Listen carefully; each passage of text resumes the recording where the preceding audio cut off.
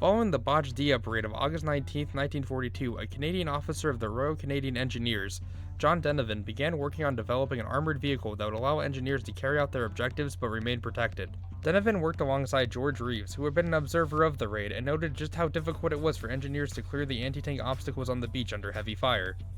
This gave him the idea to make an armored vehicle based on the Churchill infantry tank, which would come to be known as the Armored Vehicle Royal Engineers, or AVRE. Now, of course, one of the most interesting things about the AVRE is its armament, this being the Petard 29mm spigot mortar. However, even more interestingly, it wasn't until 2023 that it was confirmed that the mortar was only 29mm in diameter, not the 290mm in diameter or about 1 foot that they originally thought it was. The bomb itself was filled with 40 pounds of explosives and was 636mm long and was given the official code word Flying Dustbin, meaning the flying trash can in American English. As you can imagine, this bomb packed quite a punch as it was used to blow through roadblocks, bunkers, pillboxes, and other concrete, brick, and earthen obstacles and defenses.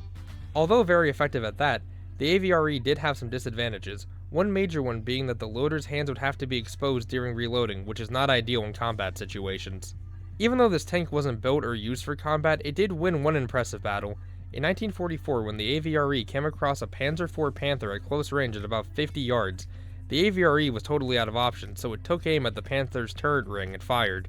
Now, while the round missed and hit a telegraph pole about 3 feet to the left of the Panther was ultimately disabled. So remember, kids, shoot for the Panther, and even if you miss, you'll land among the telegraph poles. Although the AVRE equipped with a spigot mortar is interesting, it is actually only the tip of the iceberg when it comes to the vehicles used by the British Royal Engineers. This collection of strange vehicles would come to be known as Hobart's Funnies, as he was the major general of the division that would use these vehicles. Some of these strange and odd vehicles would include the duplex drive Sherman, which was an amphibious version of the Sherman used on all 5 beaches during D-Day. The tank floated using a canvas screen which gave it enough buoyancy to support its weight.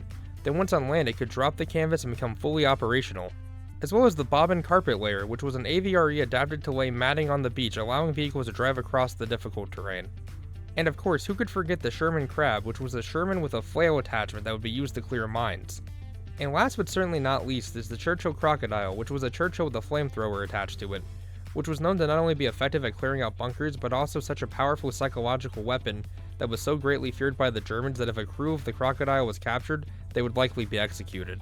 Even though these tanks may seem goofy, it is important to note that they were all mostly effective at their job, which goes to show that sometimes hard problems require weird solutions.